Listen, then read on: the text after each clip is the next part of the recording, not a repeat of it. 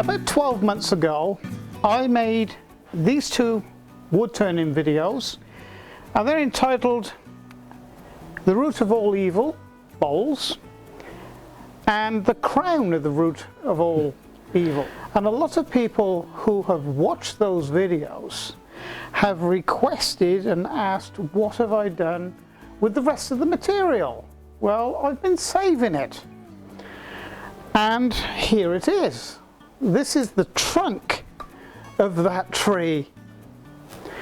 And on both occasions, and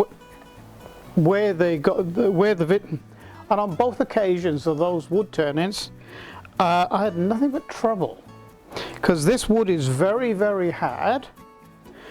And if you've seen the videos, you'll see that you know, odd things happened in the workshop. Like one particular moment, the piece jumped out at the lathe at me. So hence that's how they got their name. So today we're going to make a long, narrow vase out of, I think, probably this end, one end or the other. So we'll name this one the Evil Middle Earth, okay, or something like that. And we'll see what happens during this turning, but it might be interesting. So I'll get this set up in the lathe. I'll get this cut off to a nice usable length, and we'll set it up in the lathe and see what happens. So today's piece of material, we're going to set up in the lathe. I've just put a very small 3mm hole in each end, not very deep. That is so I can locate the drive center. See, it's a spur drive, it's got like a teeth on it, and this one has got a bearing on it. So you hold it between that spike and this spike, and this one sort of has teeth that digs in as well to turn it. So we're going to hold it between these two. So this one goes in the tailstock here. It's on a taper. And this one, what we're going to do actually, what I normally do, and I think it's normal practice to start off with turning the base, because what I'm going to do is I'm going to start shaping a little bit of the side, but on this end I'm going to turn a tenon. Now that's an angled lip then for my chuck to grab hold of, and I'm going to turn it around and put that end in the chuck, and then turn the whole thing and hollow the inside out. Okay, so to start, so this is going to be the top of the vase. We put this in, just place it in there like that. We're going to hammer just to start it in.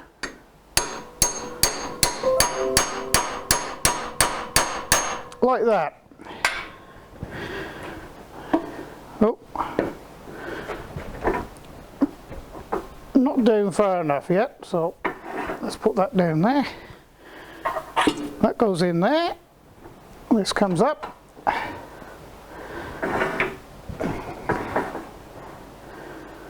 Just locate that spike in that hole. I'm going to wind this out a bit. So what I'm doing is extending the quill out. So it gives me plenty of room to work. Otherwise, when you're trying to flatten off the end and machine here, tailstock gets in the way. So you give yourself plenty of room. You just out that way, then lock it up like that, then tighten it in quite firm like this. And what that's doing is pushing that spike right into that hole, and there's a flange on there, and it's pushing the flange up against this wood, and at the same time this end it's pushing into those spikes, so it traps it there, and hopefully when you're machining it doesn't jump out at you, which actually still can happen sometimes. Look back on some of my videos and you'll see. So having our piece of material trapped in between there, next thing to do is to set up our tool rest, which is a fairly easy thing to do. Now, a little bit of explanation here. Now, this is a bowl gouge. It's a really long tool that allows you to reach over the tool rest a fair distance. Okay, so it gives you more leverage. This is a spindle gouge. It's a mini bowl gouge. Of course, it's much shorter. See the difference? Much shorter. And you can only sort of work a maximum, I suppose, of 3/4 of an inch over the tool rest before it starts to impart too much motion into you. And you know, you don't want that, and especially when you're over 60 and your joints play hell with you the night after. So yeah, so this is sort of close-in work, working on a spindle. This is called a spindle. Okay, and this is a roughing gouge. Now I might use this to quickly remove some material.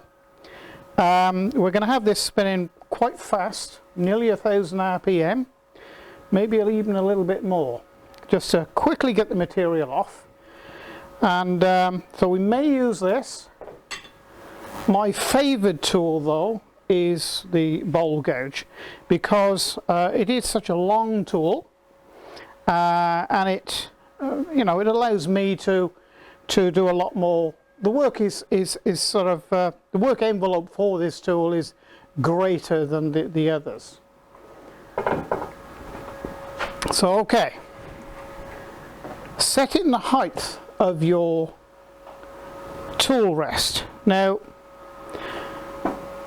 I don't think there's any real law about it, and what I have learned over the years is what you do is you need that cutting edge there to be slightly below the center height of the lathe or the spindle, the material that's in here, to get the best cut.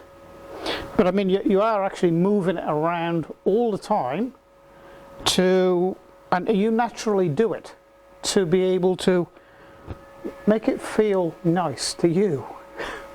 At least that's what I do. So what I do, and what I think is the proper way to do it, is set your tool rest so your cutting edge is just about on center or just below, which is about there. Okay?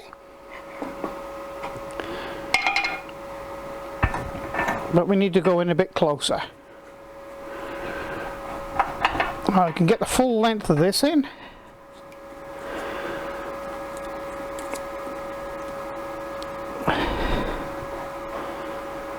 Okay, and you want to leave about 1/4 of an inch gap, thereabouts, like that. So that gives you a lot of freedom to work over the full length. So like I say, we're going to sort of make this a bit of a cylinder. There's a bit of a crack there. I don't think it's going to hurt us a lot, but we'll start machining. So first of all, what you should do before you start a lathe up is put your protective gear on. Now I wear 2 systems. I have to wear glasses anyway, but you should wear workshop goggles or glasses underneath this, okay, to be safe. I've seen a lot of accidents in my time from people, you know, not doing the right thing. So we'll start to machine this.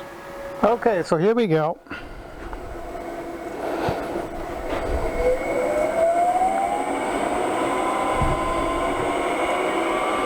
Build the speed up gradually.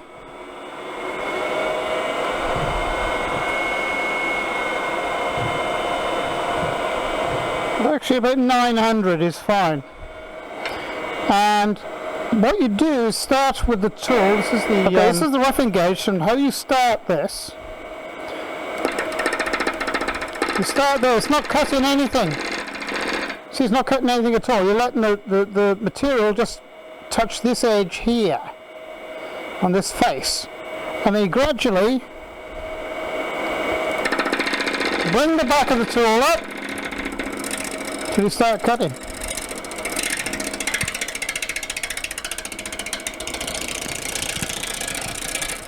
You want to start this end, find your material,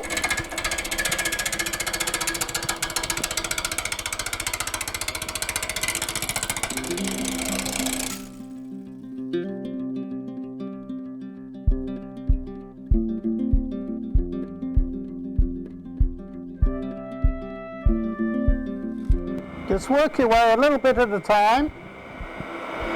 I noticed I started down this end and I had a little feel up this end to see, well, what sort of shape is it, and so I've determined, so what I've done is now this is nearly pretty round here, so I've taken off the minimal amount there to make it a round sort of shaft, but here I've got to take out a little bit more. And this is going to determine the overall shape of the little vase.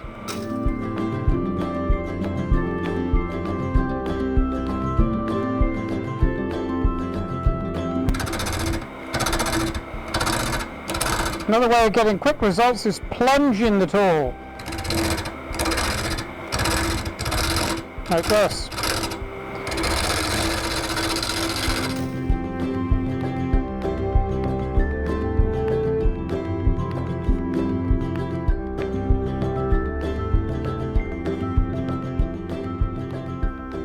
That's a lovely piece of wood, actually. I'm going to try. Oh, I don't think I can. Don't think I can actually leave that in. But certainly, I might be able to leave this in here and here. But I wanted to narrow this down, and there's a borer hole there. But look at this, isn't that lovely? I think I'm going to lose a bit of that though. We'll see what we can do about keeping that. That's nice. Okay, so I'll shape this down a little bit more, then I'll turn the tenon for the back end here. I'm not going to worry too much about that crack. If I have to get some CA glue and put in there, I will. But I think it's going to be okay.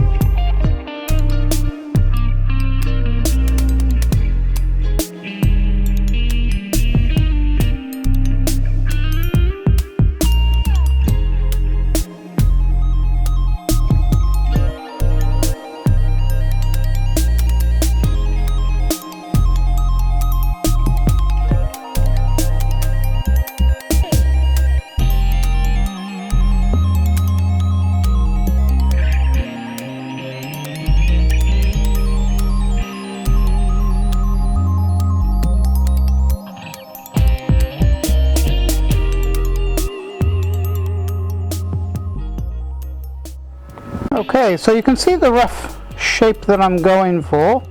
There's a couple of voids. It's not wormhole actually, there's a void there and a void there. I don't think that's going to hurt us much, but I want to keep this. I'd really love to keep that and that. So I'm not going to take too much more off this here. So I rather like that shape actually. So what I'm going to try and do now is I want to make this round, so I'm going to lose that. See if I can. Oh, I don't know, it looks quite nice though, doesn't it? Okay, so this is a round nose scraper or a finishing tool. So we're going to now run over this piece of work and get rid of most of the tooling marks here. So let's spin it up.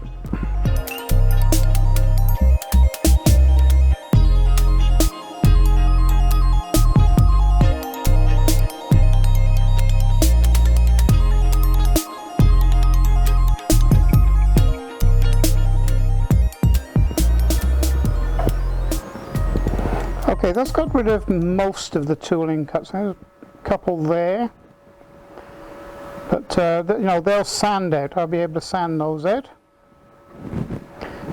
You know, I really don't want to take any more off than necessary because I want to keep these features in here, because when you put varnish on that, that'll make it really pop.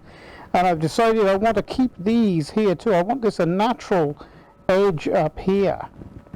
I'm not even going to flatten it off. I'm just going to bore the inside out, and I'm going to keep it slightly rugged, I think is the word. But now here we need to turn tenon. I might come with a slightly different method. We'll see. So the method I've come up of holding the base of that and to drive it and hold it while I bore it out is these type of jaws. They have multiple teeth on them, so there's no need to do it any tighter than that. And we'll open the jaws up slightly.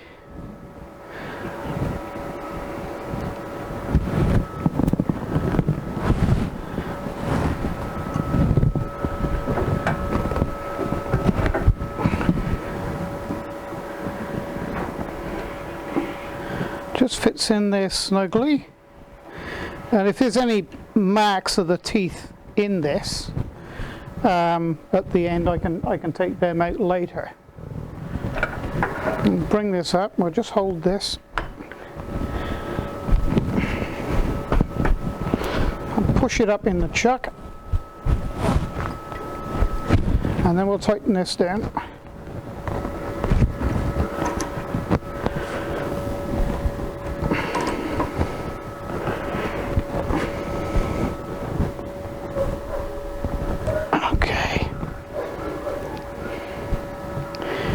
That's going to come out from there. I decided to level this up a little bit, true it up just nicely, and to do that I'm going to use I use a variety of tools. Now I can use my parting off tool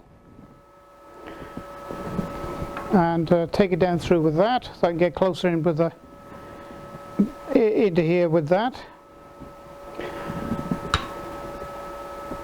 Let's see how it goes.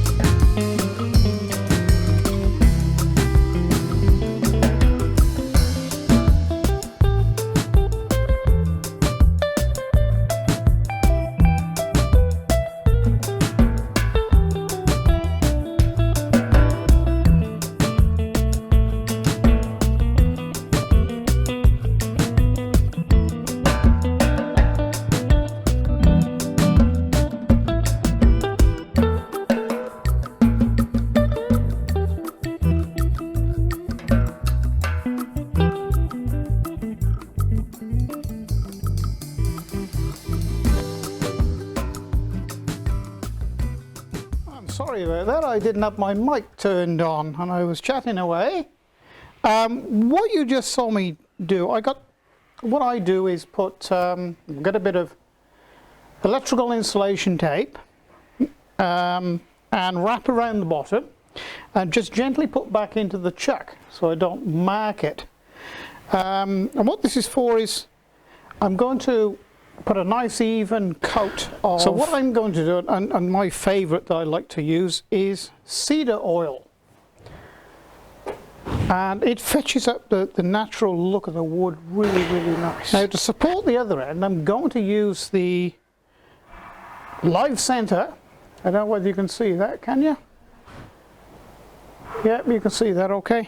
Now to stop this damage in the inside of that, because I've taken it all the way up to 600 grit, is I'm just going to cut a piece of cloth from this lovely old shirt, like that, a nice double part of the collar, double it over and put over the end of this. Okay, and offer it up into here.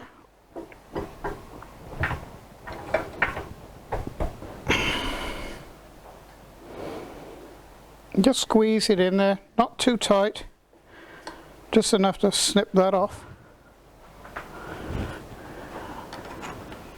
They're beautiful shears, these. These are special shears for cutting Kevlar and aramid cloth. Now, that's something that we're going to be doing in the future. I'll introduce a little bit of, just a small amount of layering up and working with Kevlar. I'll show you the basics of how to do that, but that's going to be later on in the year. Got enough happening at the moment. Okay, so let's put our finished coat on. I'm actually going to do this about 6 or 7 times. And then I'll take it out from here, then I'll take the tape off, I'll do the inside and the bottom by hand. But that's the boring part. I know you guys like to see this part.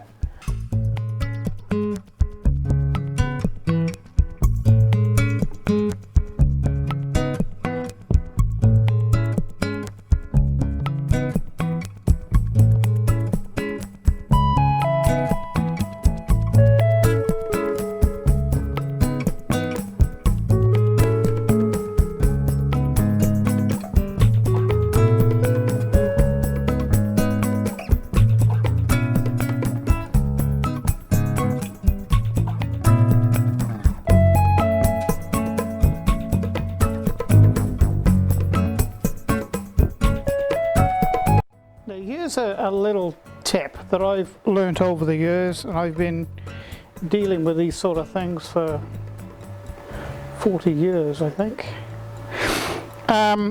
Going back to the Kevlar thing and how to use that, there is no better high-grade wax, and that's what this is wax, than mold, sort of mold as in molding a part, mold release. This is what you put onto a mold when you're layering up things like fiberglass, but certainly Kevlar and aramid. Aramid is about 5 times stronger than Kevlar. In the coming weeks I'll show you some. So get some of the wax and it brings this up beautiful. That's had about 5 coats on that now of the cedar oil. So let's bring it up a little more. I'll zoom you into that rather than